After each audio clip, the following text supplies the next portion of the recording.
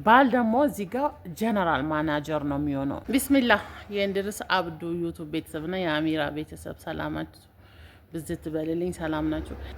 ትዳር ፕሮጀክት ነው። በሁለት ሰው የሚመራ ፕሮጀክት ነው። ዝም ብሎ የሚመራ አይደለም። አንድ ሰው ኃላፊነቱን የሚወጣበት ድርጅት ማለት ነው። ስለዚህ መብቱን ብቻ የሚያስከብርበት ሳይሆን ኃላፊነቱንም የሚወጣበት ድርጅት ነው። ግን ምንድነው አንዳንድ ጊዜ መብታችንን ብቻ እናስከብርና ግዴታችንን ባለመወጣት ብዙ ችግር ሊደርስብን ይችላል። እዛ መሀል ብዙ የሚጎዱ ልጆች አሉ፣ ቤተሰብ አለ። ከዛ ለመቆጠብ ምንድነው መጀመሪያ ትዳር ከማቋቋማችን በፊት ራሳችንን ማዘጋጀት አለብን። ራሳችን ስናዘጋጅ ደግሞ ምንድነው የምናደርገው? ፍላጎታችን ብቻ አይደለም የሚሞላው እዚህ ጋር የሚሟላው ማለት ነው።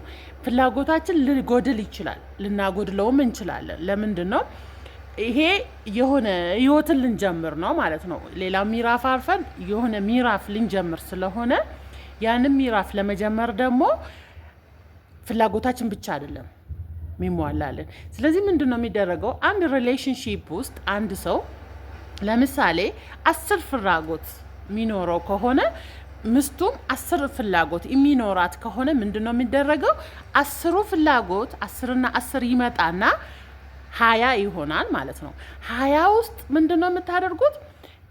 ካንተም 10 ከሷም ካንተ 5 ከሷ 5 ይወሰድና 10 ይሆናል።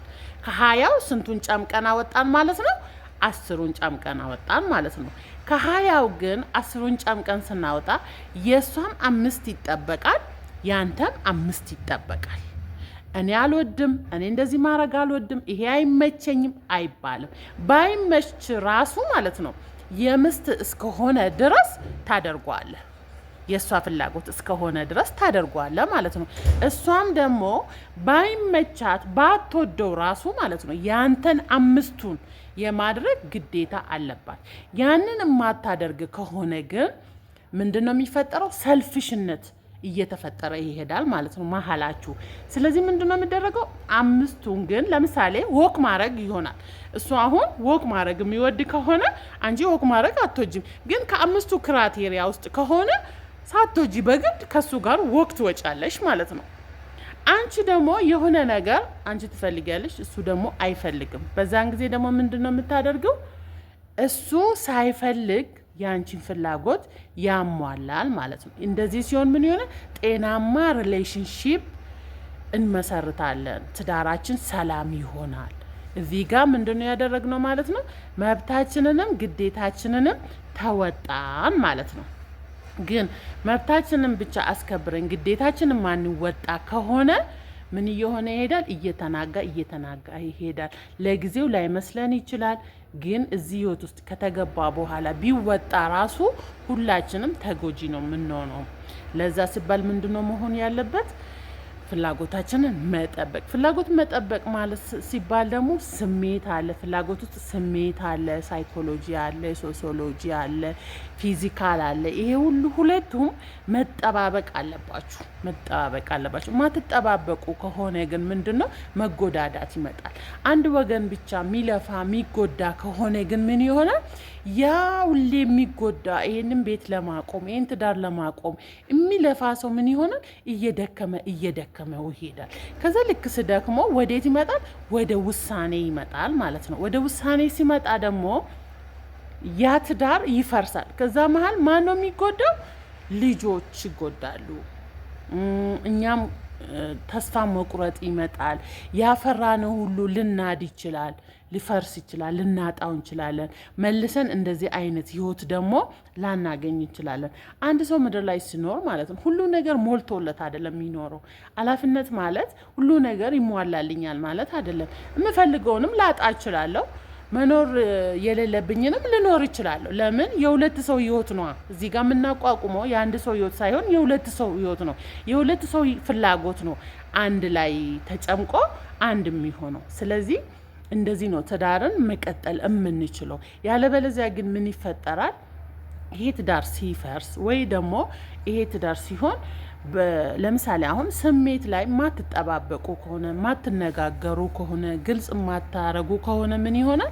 እሷም በጎን ወደ ሌላ ትሄዳለች፣ እሱም ወደ ጎን ሊሄዳል። ለምን? ትዳሩ ከሚፈርስ ልጆች ከሚበተኑ የሚባል ነገር አለ በአበሻ ማለት ነው። አበሻ ውስጥ ይሄ ነገር ነው ያለው። ከዛ በኋላ ይሄ ነገር ይሁንና ምን ይፈጠራል? ሁሉም በጎን የራሱን ስሜት ማካሄድ ይጀምራል። በዛ ሰዓት ምን ይመጣል? በሽታ ሊመጣ ይችላል። በቃ ቤት ውስጥ ያለውን ነገር ሁሉ መጥላት፣ የቤቱን ነገር መጥላት፣ ሁሉ ነገር ክፍተት ሊፈጠር ይችላል። በዛን ጊዜ ይሄኛው ጎን ብቻ ሳይሆን የሚጎዳው ሁለቱም ጎን ነው የሚጎዳው ማለት ነው። ጤናማ ግንኙነት፣ ጤናማ ሪሌሽንሺፕ ለማካሄድ ስሜት መጠባበቅ፣ ሳይኮሎጂ መጠባበቅ፣ ይሄ ሁሉ ግዴታችን ይሆናል ማለት ነው። ስለዚህ ሁል ጊዜ ስንራመድ መብታችንን ብቻ ሳይሆን ግዴታችንም የመወጣት ግዴታ አለብን ማለት ነው። ምን ማድረግ አለብን? መጠየቅ፣